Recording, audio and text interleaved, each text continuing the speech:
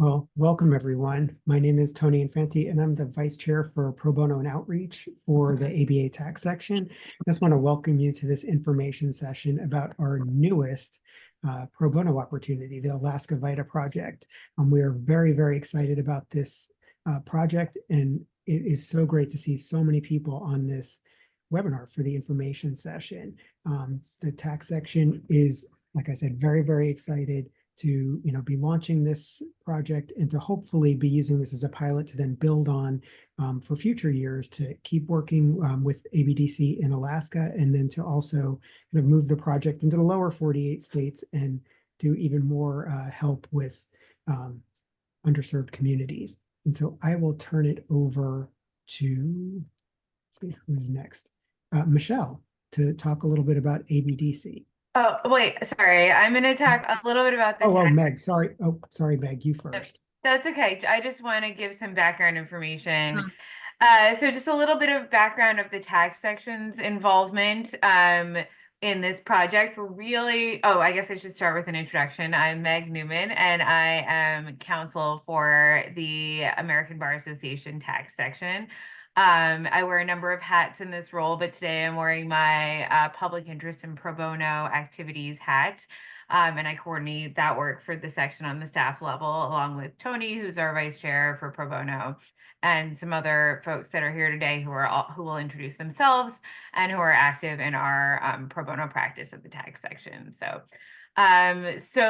we're really excited to partner with ABDC, and you'll hear more about them in a minute from Michelle, on this project that they've been doing for a long time. And this is our first year, the tax section's first year being involved. And it was largely brought to us by Susan and Mandi, who are going to speak to us in a few minutes, who were just so passionate and excited about the project.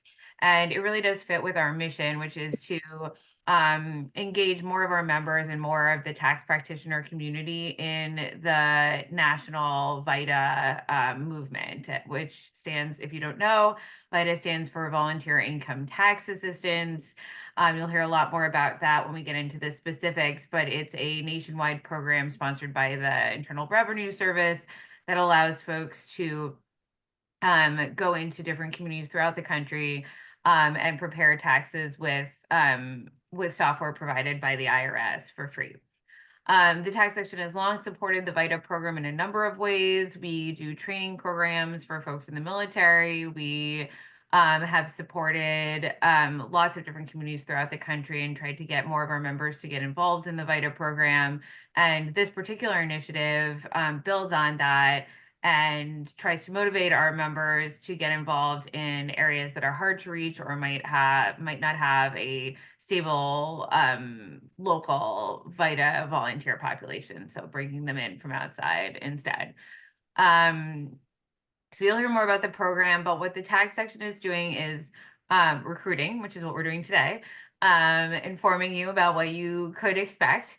And then we will accept applications and select 4 additional folks. It'll be 6 total, but Susan and Mandi will be 2 of them. So we'll have 6 folks total in probably 2 groups of 3. And then we will select who will be going, and then we will fund the airfare from wherever you're starting from in the US to Anchorage up to $800, which we think should cover most of the cost of most flights from most places on average. And then there are other costs that are also covered as part of this program, which our partner handles for all of their volunteers that participate in the program. And so one more thing about the application process, I put the link in the chat already to our website. It's also linked in the promo that we sent out and on our social media. It's sort of all over the place. If you could complete the application, which is ABDC's application process for their volunteers, but it'll go to me instead of directly to them as we're sort of vetting the volunteer pool. If you want to include an email or a statement to go along with that about, anything that you think might be pertinent to the folks looking at the applications, that would be welcome. I'll put this in an email to everyone who registered for this as well. but we'll be looking at different factors. I wouldn't say that one stands out above all the others, but we will be looking at whether folks are members of the tax section. You don't have to be, but it is a nice to have for sure. And we'll probably prioritize members who want to participate. What kind of experience you've had preparing tax returns in the past, either through VITA or as as a career or in other capacities, preparing tax returns, and what types of returns. That will definitely be a factor. Again, it's not required. There is extensive training, which we'll get into in a minute. But it is certainly a nice to have, and would be something we would consider. And then the groups will be working very, very closely together, living together, working together. And we want to make sure that we feel like we have a good mix of people that will work well as a team. So that will be part of the consideration process as well. Okay, I think that's the general sort of logistics and the role that the tax section plays. Everyone here is free to reach out to me or to Susan, but certainly to me, this is my day job. I'm happy to talk to you about it at any time. Happy to answer questions about our process at our side. And then I can also pass you off to other people as I don't know the answers to some of the other questions, because this is my first time being involved in this program in any way as well. All right, now I will pass it off to Michelle, who's on the phone in Alaska. And she's going to talk a bit about our partner organization and their the awesome work that they do in Alaska. All right, Michelle. Good morning, everybody, or I guess afternoon. The Alaska Business Development Center, we're a pretty small nonprofit. We've been around since the late 70s, I believe. And this tax program, in 2025 will be our 30th year anniversary of going out into rural Alaska to help with taxes. Obviously, that has evolved over all those years in the specific work that we do. The program began kind of as a brainchild of the founder of ABDC, and at the time, the director of one of the divisions with the state who had loan programs for commercial fishermen.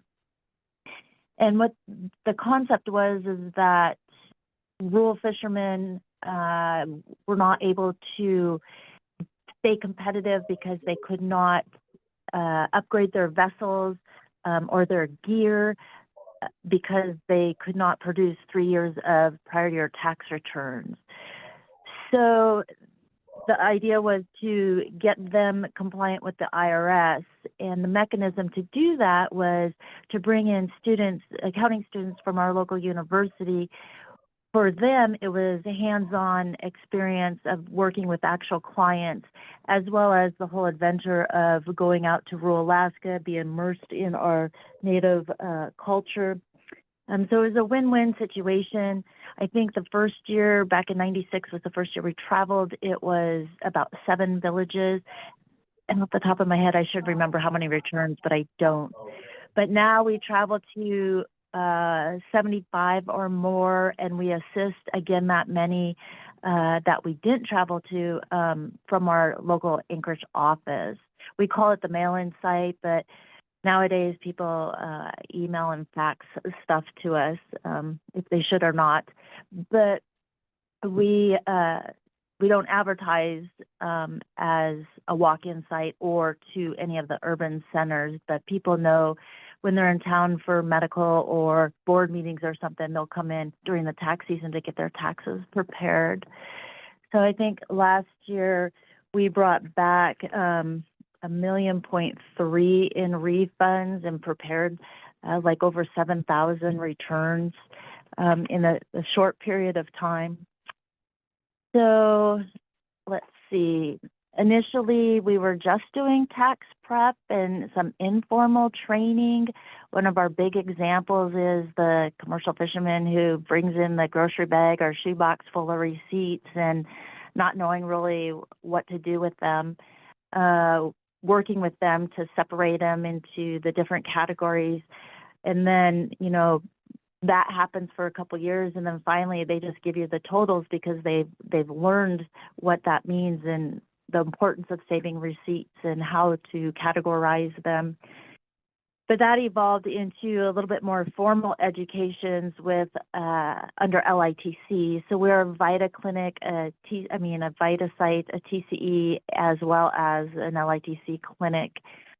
So we have about 10 simple education topics that we have in little colorful brochures and layman terms that we present out in the field when we're in the villages.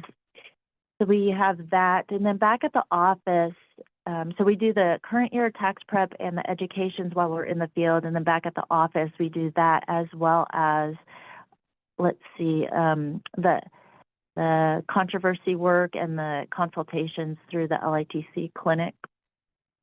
So the program also has evolved with our level of volunteers over the years. So we've enhanced from just the UAA students to students from different universities across the nation. And so when we work with out-of-state volunteers, mostly we work with universities. We have a partnership with them for recruiting appropriate volunteers and helping make sure they get through all the training and complete the program.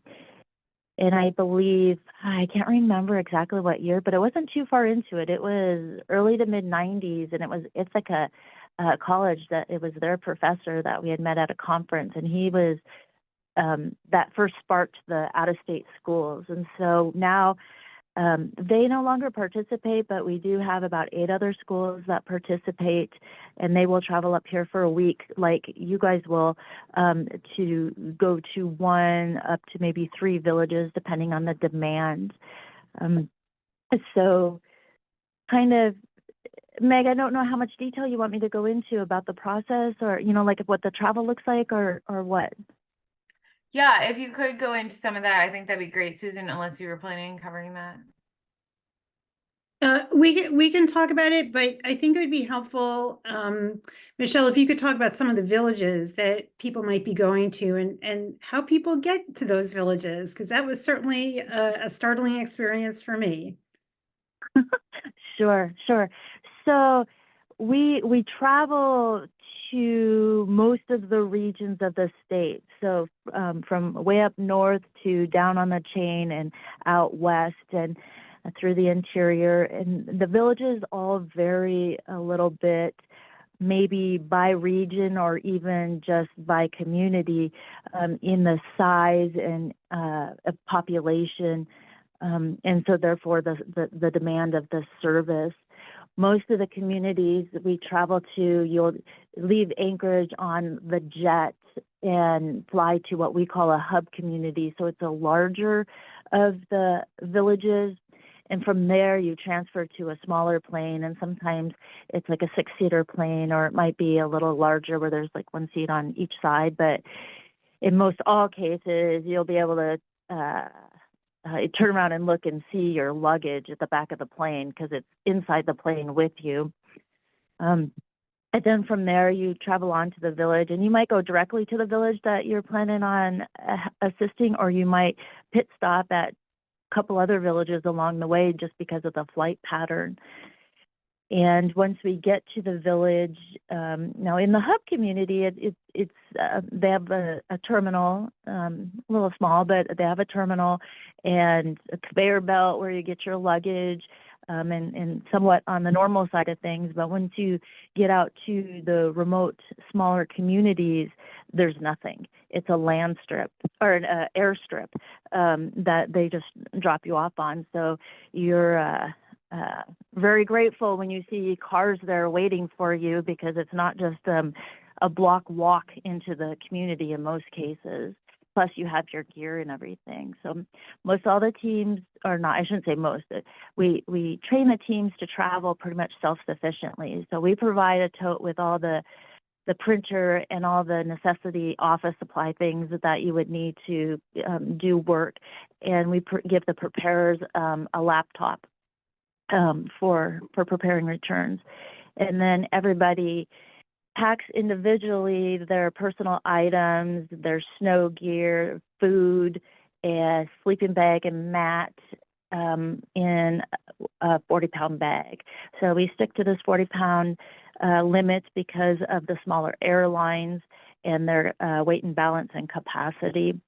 And 40 pounds doesn't sound like a lot, especially if you're packing food and going for a week, but it's very doable. And it's pretty interesting to watch the competition of people of how they even get down to like 32 pounds. And so that's kind of funny. But we also give the teams cell phones, so they're not just out there all alone. They have access to staff on call for tax questions, for equipment questions, and for logistics questions. Once, I guess back to the travel part, so once we land, we collect our gear, and then we get a ride to where we're staying or working, and sometimes at the same location, and sometimes they're separate locations. Sometimes we actually have like a bed or a cot, and often we have the floor, and it might be in the city office where we're working, or maybe we're working at the city office but staying over at the school. Sometimes we have running water and sometimes we don't. And we give a pretty detailed itinerary of what we've been told is available in the community. And sometimes that's pretty accurate and sometimes it's not. They tell us, yes, there's 3 cots for everybody, and we get there and there's 1 and it's less than desirable. So we don't tend to like try to sugarcoat it just to make it sound good. It's just the information that is provided. We work with what we call a contact in each of the communities, and some of the many of them are it's their personal time really that they're working with the team while we're there, and so some of them are very helpful and others not so much. Let's see. I was going to say, another thing was like water. You know, we call and reconfirm everything like the week that we're fixing to travel, and the water's fine, but then maybe that day that we're leaving, their pipes freeze. And so then there's a little wrench in the whole setup there. But most of the communities that we go to, we've been going to for years. They know our routine and the expectations, and they're waiting for us. With the changes in tax law and the earned income credit, things like that, a lot of our clients are low income. They get pretty hefty refunds and they want their money sooner than later. So over the years, our travel has really migrated to be mostly in February rather than like in March. And so that's one of the reasons why we've opened up that last weekend in February for your group. Am I hitting things, Susan and Meg, that you're wanting me to? Yeah, I think so. I think Mandy and I can fill in some of the things. I know, excuse me, we've gotten questions about accommodations, and you've hit on some of that. I brought a sleeping bag. I slept in my sleeping bag. We were in both of the villages in which we worked. We were lucky to have beds with sheets and blankets, but I love my sleeping bag, so I slept in my sleeping bag. The food we brought was the kind of food that you rehydrate with water. I'm Susan Morgenstern, by the way. Was the kind of food that you rehydrate with water. The water that we used was water we filtered. I brought along a portable filter. Another person in the group brought a portable filter as well. There was bottled water available at the site where we worked, and they allowed us to take bottles home with us. So we brought food with us. And as to the 40 pounds, this is, I came in at 37 and thought, oh my God, I made it in. Until I had to carry the 37 pounds, and I realized 37 pounds is a lot of pounds. So my packing strategy will change a bit this winter. I will bring more long underwear and fewer heavy food packets, I think is going to be my strategy this year. Last year I brought, I think it was 2 pairs of long underwear. I think this year I'll bring 3. It was pretty chilly where we went, and Michelle didn't really talk about that, but it is very, very cold where in Alaska in the winter. I live in Cleveland where it gets really cold. It gets even colder there. I mean, and you think, oh, after a certain point, cold is cold. No, cold gets colder. And, you know, we have pictures of ourselves with frozen eyelashes. And you know, there was one of the villages we were in with the wind chill, it was down to -40. So with snow pants and long underwear and a jacket and a hat and a you know, cowl and so forth, we were able to stay warm. I mean, and Mandy, poor Mandy is from Texas, where they don't get snow. And so Mandy, maybe you want to talk about your weather shock. You know, I think it's not as bad as it sounds. The -40 was, we went on walks daily in that village just to get out of the tax center. I think, you know, staying, the first year I went, we stayed in the same place we worked. And so you woke up and rolled out of bed and you had people waiting to get in the door to get their taxes done. And the last people didn't leave till, you know, sometimes after 9 o'clock. And so you really need to get outside and get some, you know, get a break from that. And with the right equipment, and I'll say I bought something made out of muskox wool when we were in Alaska last year, and it's stunningly effective.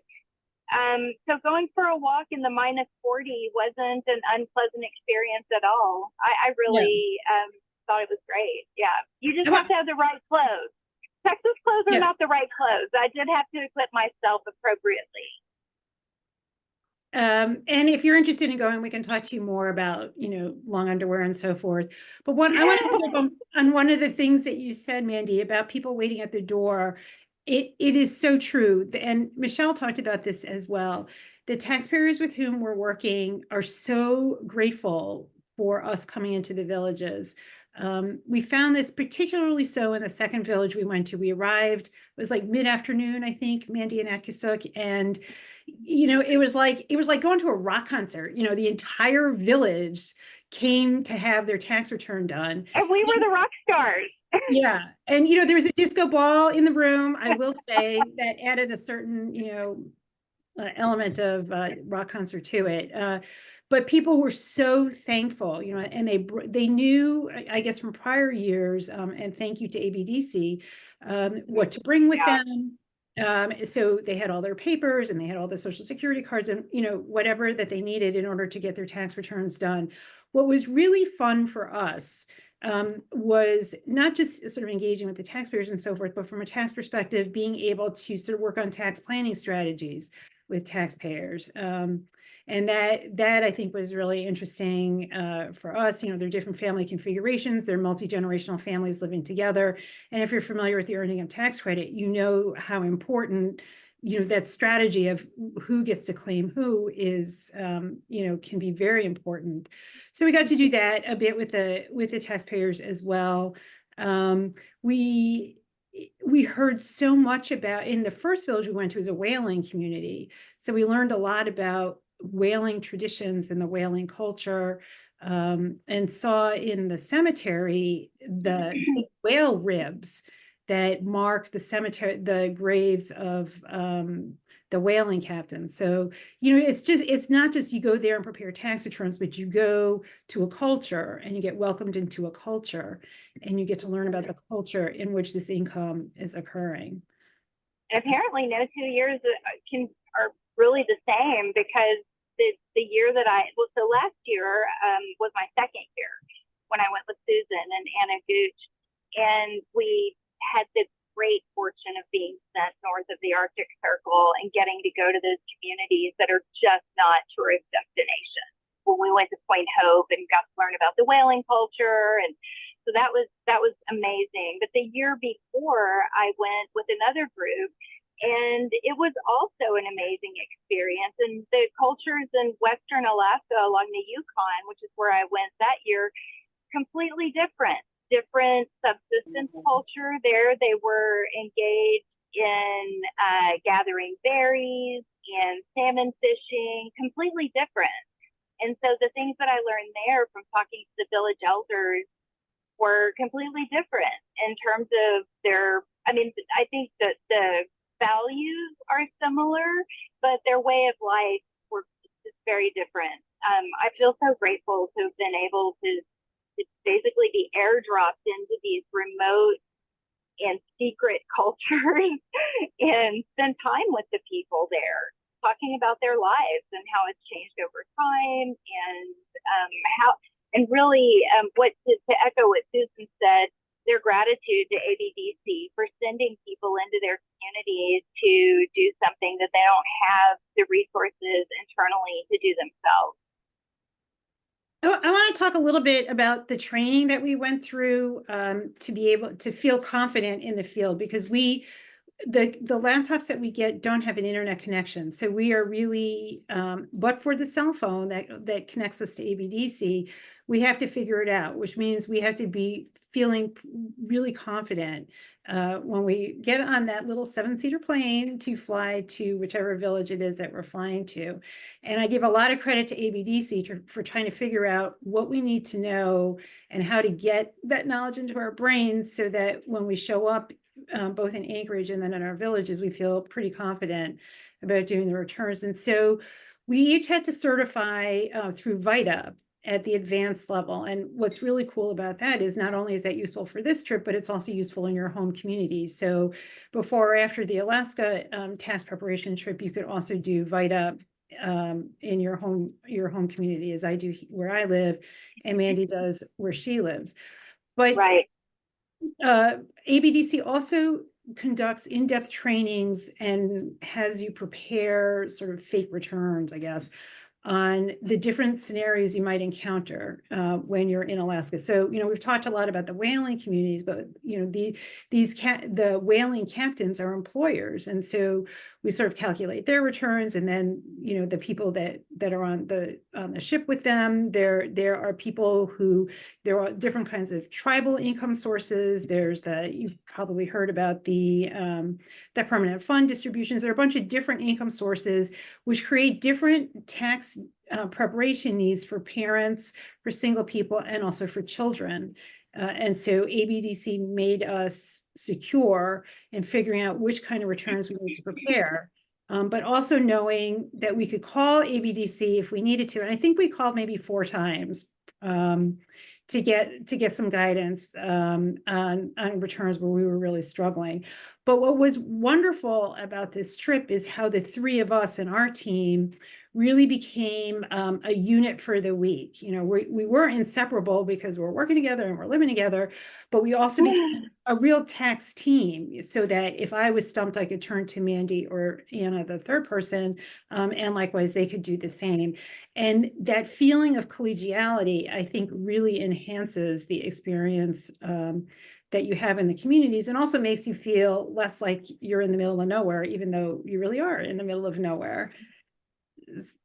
Yeah, right. I don't think you can understate the complexity of the tax issues that arise on these returns. Is not what you see at your typical VITA site. So you really have to add to your expertise, and that is, on the one hand, it's really good for us personally in our own practice, and to enhance our knowledge and expertise on these issues.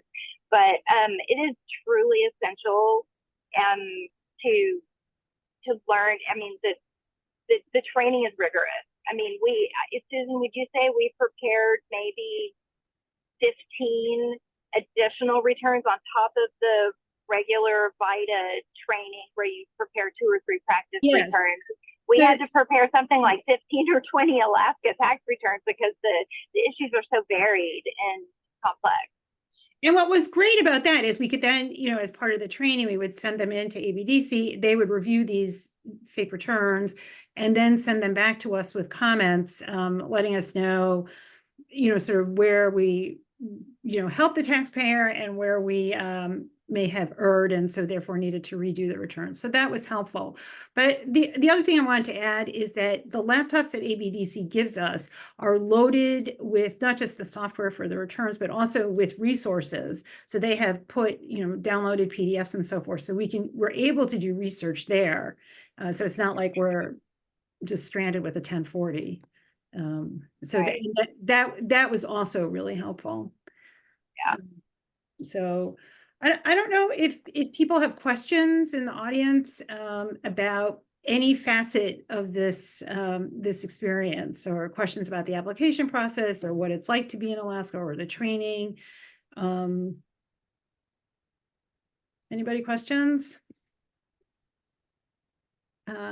Adrian, great question. So when are the returns filed? And so that's, can I, this is amazing. We have a thumb drive that is like, it's our holy grail. The team leader has to wear the thumb drive around their neck at all times. Yes. The thumb drive contains the taxpayer's return.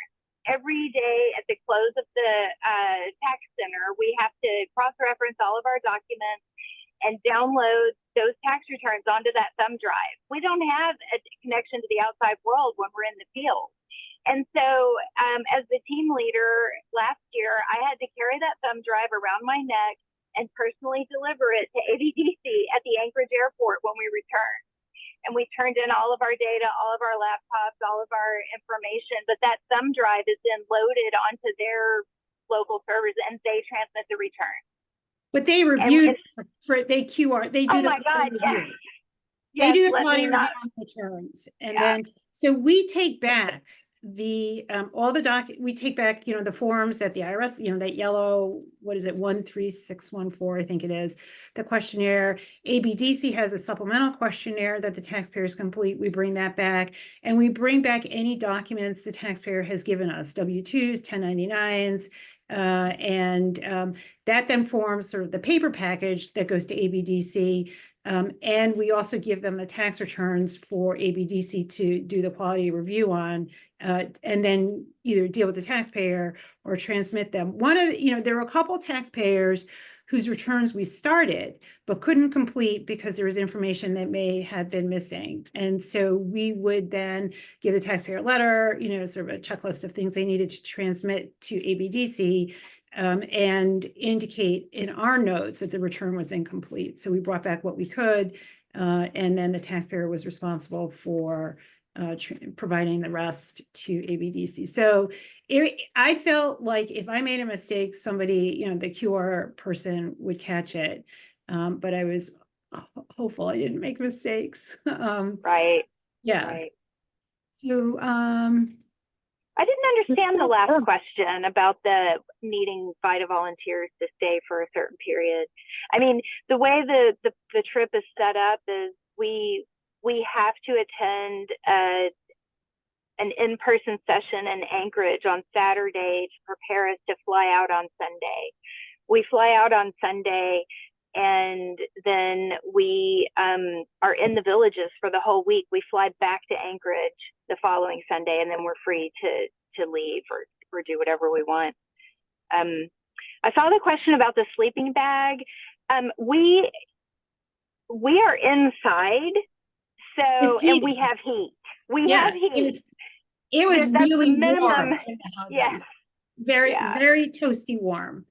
Mm-hmm. Not that I would suggest a summer bag. I mean, I brought a winter bag, but you will not be cold at all. I mean, there were people who came to see us at the sites who were in t-shirts. So just to give you a sense of outside versus inside.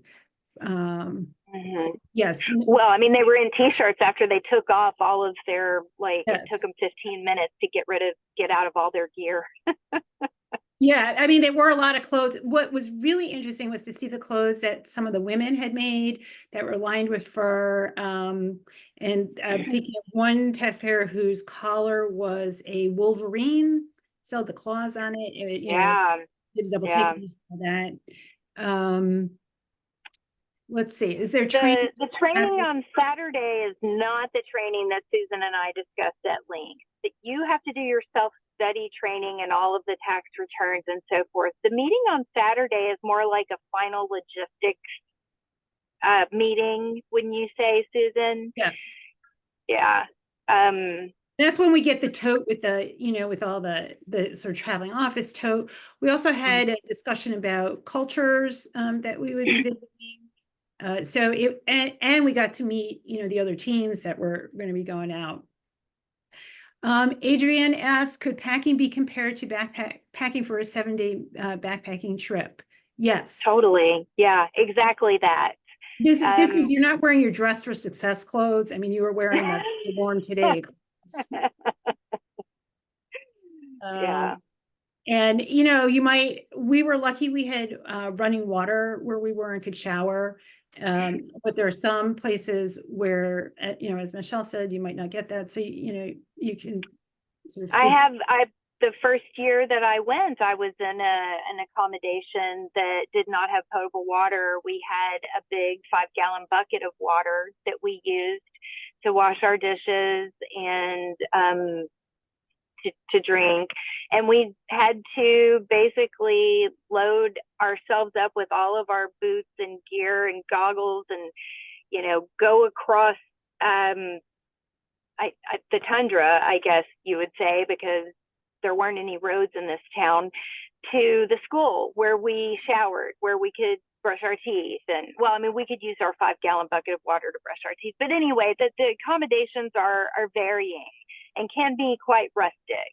And there were accommodations. They have a little checklist on your itinerary that tells you what to expect at your accommodation. So before you leave Anchorage, do we have running water? Do we have beds, that type of thing. So I've stayed at accommodations ranging from the no running water situation to all the way up to a really nice, they don't actually have hotels in the communities, but they have sort of like some kind of rentable dormitory situations at some places. And one of the places that we stayed, I think it was in St. Mary's on the Yukon, had a really nice, quote unquote kind of hotel dormitory situation where I had my own room with a wonderful bed, a dresser, and then a day room that was like sort of like a frat house kind of situation. The second place we stayed was similar. We each had our own room. The shower was really nice. It even had a washer and a dryer. Both places we stayed had full kitchens.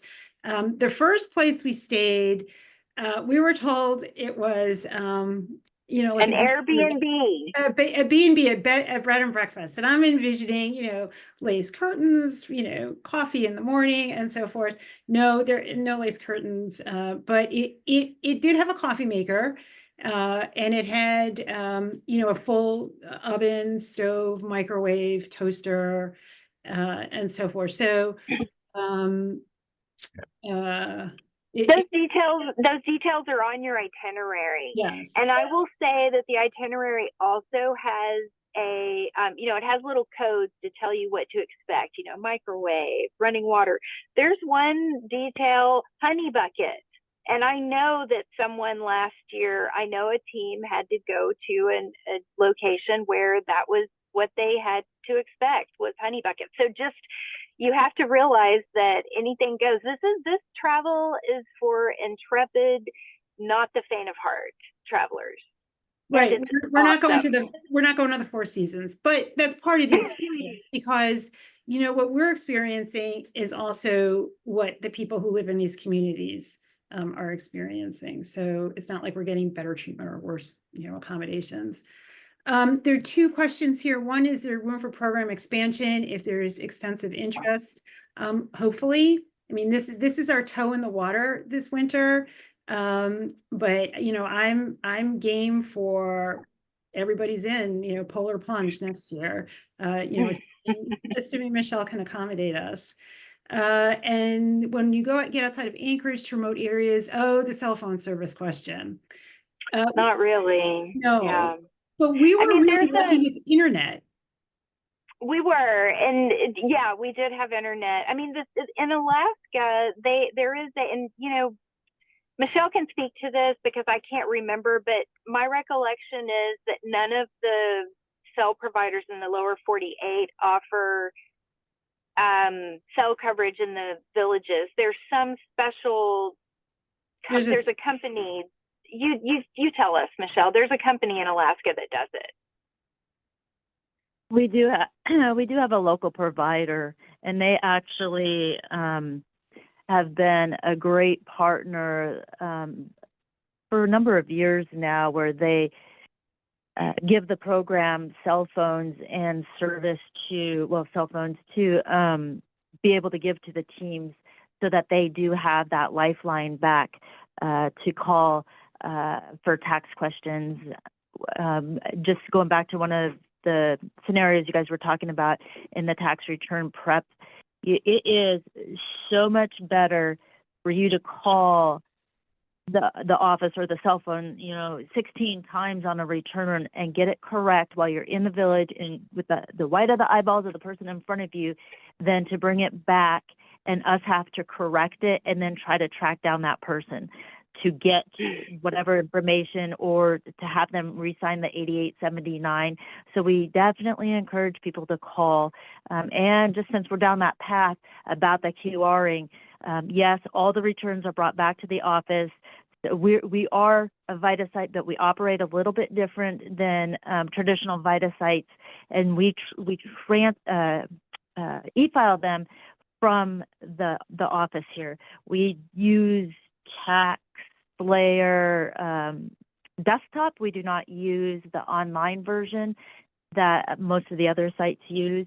And so we do have to open up every return, and we do a little bit of a QR on there, but that shouldn't be any kind of relax of, oh, I'm not sure about this, I'm going to do it this way, they'll catch it back at the office. Absolutely not. We shouldn't rely on that. If we don't know, then we should call and get confirmation before finalizing it in the village. But back to GCI, sorry. Back to GCI, they're our local provider, and so we do have, or they have coverage most of the state, not 100% of the villages, and sometimes it's a little spotty, or the time that we're in the community, it's a little spotty, but for the most part, it's pretty good, and it's nice to have that. As far as some of the other providers like AT&T, there are a few communities that may work in, but usually it is more of like, if it does, it'd be like the hub community. It wouldn't be the really remote communities.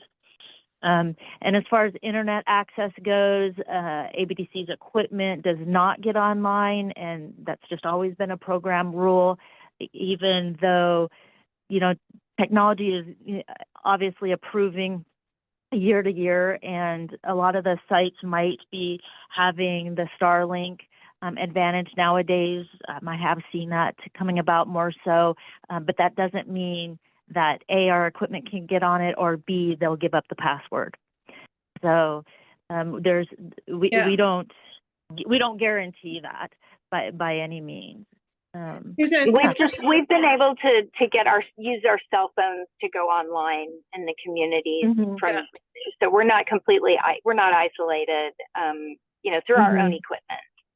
I did, in response to the question about WhatsApp, that's what I used, was WhatsApp. So if we got we'd get permission to go use the internet, because the internet, availability is somewhat limited. So we would get permission to use the internet, and then WhatsApp was fully available for calling, another WhatsApp person. So that was very helpful for us, on a personal level. I would echo the fact that packing is very similar to like a backpacking trip, trying to keep it lightweight. And the sleeping bag, I would also agree that I wouldn't necessarily say this is camping, like more like glamping, but maybe like a very low level of glamping because you're not outside.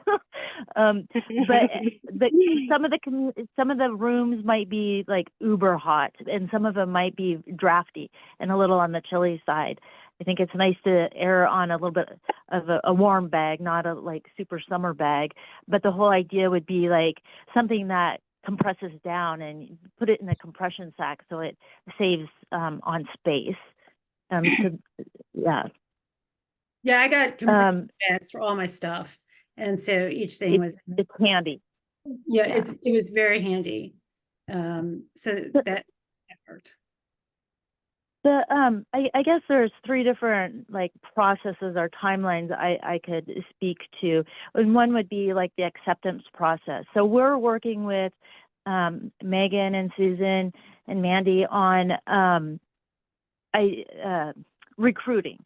So they're doing the first line of recruiting from your group, and then those applications get passed on to us. And then at that point, we do an interview, and that allows us to meet the potential volunteer, share some information about the program, available to answer questions, and learn a little bit about the volunteer. It puts a face to ABDC. And after that, we send out volunteer agreements that the volunteers sign, along with a $200 deposit. And this is something we started doing a long time ago because of all the upfront costs that we have for volunteers in regards to airline tickets and training and everything. And by all means, we're wanting to give that money back. It's not a way for us to make money. It's just a matter of commitment. We book our travel schedule based on our volunteer commitment. So especially for the week-long trips, for somebody just to drop out, it's detrimental. And in the end, it's the taxpayers and the communities that feel that impact, because we don't just have people waiting in the wings, ready to go on the drop of a hat there. So then is training, and I just learned this morning that Lincoln Learn is now up and open. We were told it wasn't going to be till early December, so that's great that that is available. So our training, I guess we could say it's three parts. It's mostly independent. The first part of it's the VITA certification. It's all IRS materials, and it's getting through the advanced certification. And I think the way the syllabus is, it's somewhere later, maybe towards Christmas, that certification is due. And then we have ABDC's training. We have a lot of materials. We have a handbook. In the first section of it is a lot about travel and expectations, and the different forms that we have to collect information for somebody. We have to track that. And then a big chunk of it is about tax prep, and it really puts things into breaks it down on like how to enter the child's income onto a return, and if it's a grandparent that's claiming the child, kind of thing. So we have all these pointers, and this is a handbook that staff even uses during the season. It's not just for training. We have it in the field in a go-to scenario. And we also have a training guide, which is more for just training, but it walks you through like doing the case studies and backing them up and sending them to Gary. And I think it was Susan mentioned that they get submitted to us, and then we do review them and provide feedback, hopefully before the next case study is due, so that, you know, if there's any errors, they don't become habitual on future case studies. But there are, I want to say there's about 5 case studies with a couple returns for each one, but really it gets you hands-on exposure and comfortable with the software and to tax specific issues for Alaska, like the permanent dividend and commercial fishing. And we're always a resource. Obviously, Susan and Mandi are, but we're a resource if there's any difficulties with getting through the training, or, you know, you just can't get over a hurdle. We really encourage people to reach out to the office. We want to see people get across that finish line and not just throw it to the wind and not participate because of the darn training. But there's a lot, and we know that, but we are dealing with people's financial situations. So I think at the very beginning of the year, Gary does a webinar, and by the time that's over, it's he goes through the first case study that's due. So you have like basically the answers for that. And then there's submissions for the next couple weeks in January. So by the end of January, I think it's the 25th, all the case studies and training should be complete. And then for us, we start traveling the first weekend in February, and we have teams that go out on like what we call the weekend trips, like Friday to Sunday. And we have about 3 to 5 teams out at a time. And then the last 3 weeks of February, we have back-to-back week-long trips on top of that, where about 7 teams go out at a time. So you guys are the third leg of those back-to-back trips. So you'll arrive on Friday.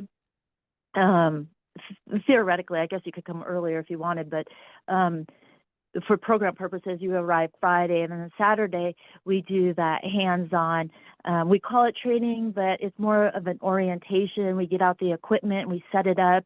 We actually print a return, because during all the training, you don't really print a return. So you see what that looks like. You see how to put it together, staple it to give it to the client for their records, review it with them. And then we go through like our forms that we have for tracking different things. We cover the educations. So those are the tax educations that we give to the taxpayers. And that's, you know, we kind of put that on the shoulders of the team leader, but also the preparers are able to do those as well. And let's see, we do the cultural experience a presentation that was mentioned as well, and talk about the different regions and kind of expectations with the traveling and everything. And then we take the group to Fred Meyer's, which is an all-around grocery store. And so, and like if you forgot your hat or something, you'd be able to pick it up there. I think most people pack most of their food, but this is like kind of a last minute thing before hitting the villages.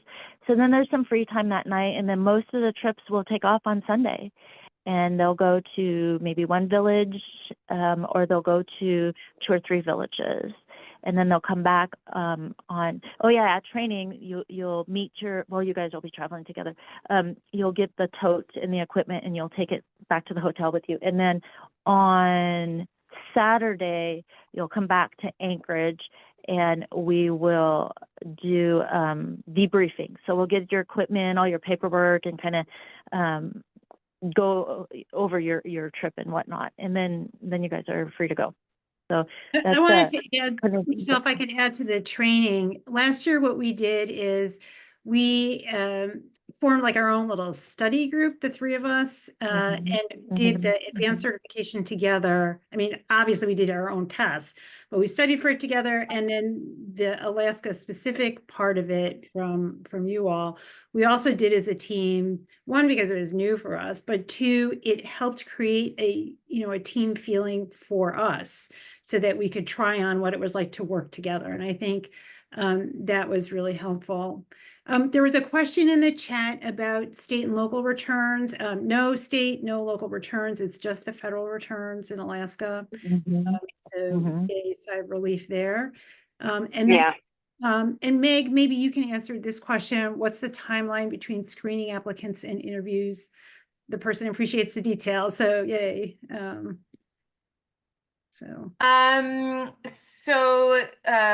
now I'm trying to remember, what did we say was the deadline for the application is December 6th. Okay, got it. Is December 6th, and we do plan to review the applications fairly quickly, because we want to get the names over to Michelle for the interviews ideally in December. So it's going to be a really quick turnaround. We the whole thing sort of came together a little bit later in the fall than we maybe would have liked. If we would maybe start it earlier next year, have the applications due sooner. So we don't have an exact answer to that question, but we want people to be able to book their tickets, their plane tickets, while before that gets astronomically expensive, and also like plan your life and take off work or whatever it is that you need to do to prepare for a week in Alaska. So all of that said, it will be in fairly short order after December 6th. We found out pretty late this year when we were going, so we were definitely scrambling for plane tickets. This year, we already know our week, so Yeah, that's good. Yeah, we're already. There was a question in the chat about. Oh, just about the timeline there. So you guys are saying that December 6th. We can most definitely work with that. I'm thinking, okay, the Thanksgiving, so that's the week after that. But I would say, you know, the sooner after you guys can make a decision, the better. So maybe we can knock out those interviews the following week. That would give time for people to at least get the training materials and maybe get going on that certification. So we have the 13615, according to the syllabus, is scheduled for December 26th is what not to do, and some reading materials and stuff. So, I mean, if it's a little late, you know, we can deal with that. But I don't want people to get too crunched with being behind on that, and then all of a sudden our case studies, and then feel overwhelmed with all of that. For sure. Yeah, we plan to move quickly. So, okay. Yeah. Regarding the fishing captain issue, I just, you know, want to mention these are really small time operations. Susan said earlier, you know, they may have employees on the ship, and I was kind of chuckling to myself. There's no ship. They have like a skiff. It's a boat. It's like there's a little boat, and they're not employees. They wouldn't be treated as employees. They're crew members, and they're 1099. Yeah, we could do yes. So one of the case studies actually is preparing, you know, the captain's return for his 1099 crew. But these are little boats. These are not like ocean liners. But the other thing to point out too is that yes, there is a little bit of a deviation from the standard VITA scope, but ABDC has the authority to do some returns that are not Correct. within the standard VITA scope. Correct. So with that being said, we don't do just any Schedule C. I mean, there's stipulations, there's the scope, you know, we are authorized to do the commercial fishing. That is our thing. A business that has inventory is not under scope. So. And if somebody comes in with a question about, and we're unclear if they're eligible, we just call ABDC and ask if we can do a return or not. Correct. So, you know, and ABDs, let me tell you, they always pick up the phone. I mean, it was like a godsend. They always pick up the phone, whatever the day, whatever the time. It's I can't imagine what it's like to be doing the logistics on like in the home office while you have all these teams out in the communities. And, you know, Gary's I guess he's definitely their QTE if you're from the LITC world, and he answers the phone and he just knows everything about what they're doing, what we can do, what the answer is. And I just wonder, does Gary sleep during this month? I don't. It's, you know, I know February is the shortest month day-wise, but we can't buy enough hours in February. It's very stressful. And even shorter when you're in Alaska. And there's right. Listen, you have 30 seconds, Susan, and then I do want to close us off as close to the hour as possible. So, okay, fishing. Why doesn't all members of have a copy of the flash drive? The team leader has the flash drive. I mean, Mandy was our team leader last year, and this necklace, this $1 million necklace, never left her. But the returns are on the laptops, in addition to being backed up onto the flash drive. So they're exactly in 2 locations. So there's already a repetitive. Yeah, it's just easier on our end. We just need one from each team. So when the laptops, when you guys come back to Anchorage, we don't open up those laptops unless we have to, but we take that thumb drive and we load it to the server and then we start processing them. So everything is from just that one thumb drive. Excellent. Well, I'm going to close us off there so that we can respect people's time. But I think that Susan and Mandy and Michelle could go on for quite some time because it's such a remarkable and unique experience. So please feel free to contact me or Susan. Our information is in, everywhere, all the promos and such. And we would be happy to answer any questions and get those applications in. And like I said at the start, if you want to add a supplemental email or, Word document just describing, brief, please, because we want to review them, just describing your experience with the section and anything else you might think would be pertinent for us to consider, feel free to do that. And as Meg said, even if you're not a member of the section, please think about, applying for this. That's right. It's really, it is I will say, a life-changing opportunity. And I am grateful to ABDC for providing this opportunity to me last year, but to this tax section this year. So thank you. Excellent. Take care, everyone. Have a good weekend.